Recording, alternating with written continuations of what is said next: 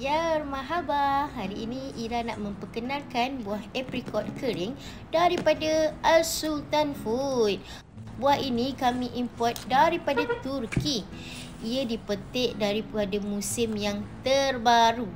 Segar, enak dan yang penting diproses serta dijamin halal.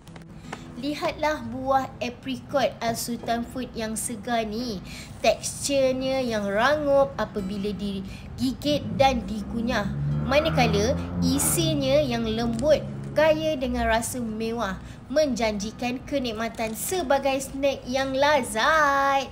Sesuai dinikmati pelbagai peringkat usia. Selain daripada itu, khasiat apricot yang tinggi dengan vitamin A, C, zat besi, tenaga, antioksida dan serat. Mencukupi keperluan tubuh harian jika diambil dengan kadar berpatutan. Buah apricot ini mempunyai rasa manis yang semula jadi tanpa gula tambahan dengan rasa masam sederhana menjadikan ia snack vegan yang sempurna. Al Sultan Food menyediakan pilihan pembungkusan seperti 5 kilo, 1 kilo, 500 gram dan 250 gram. Beli sementara harga promosi istimewa sedang berlangsung. Jangan ketinggalan!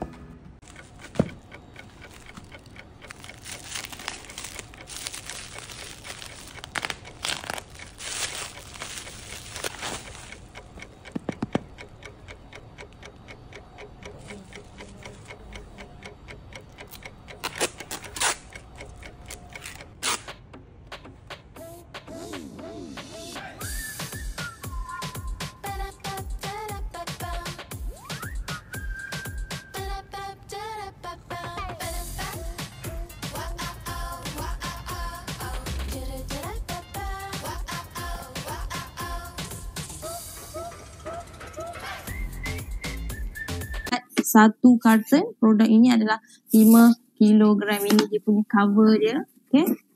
Apricots Natural Dried Fruit Series. Okay. Natural Dried Fruit Series. Okay.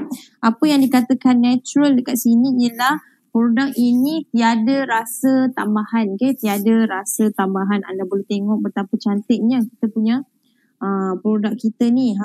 Ini dia. Dried apricots ataupun apricot kering daripada Turki. Sekiranya anda berminat nak tahu details lagi, anda boleh tekan beg kuning nombor 1. Tekan beg kuning nombor 1 dan anda akan nampak variation untuk produk ini. Okey, anda boleh tengok kita ada berat sebanyak 300 gram. Okey, anda akan dapat macam ni.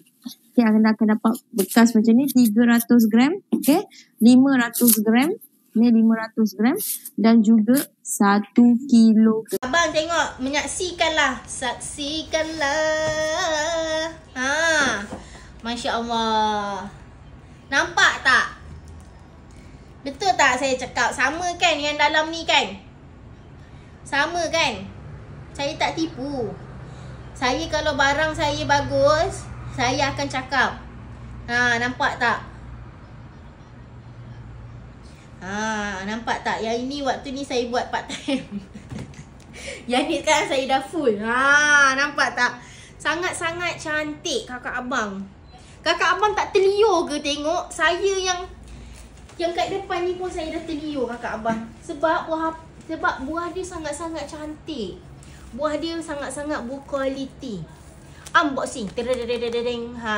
Buah dia sangat-sangat cantik. Dia tak nampak sebab cahaya kan? Tapi kalau kakak abang tengok depan-depan, kakak abang boleh nampak lah puas hati. Cuba tutup.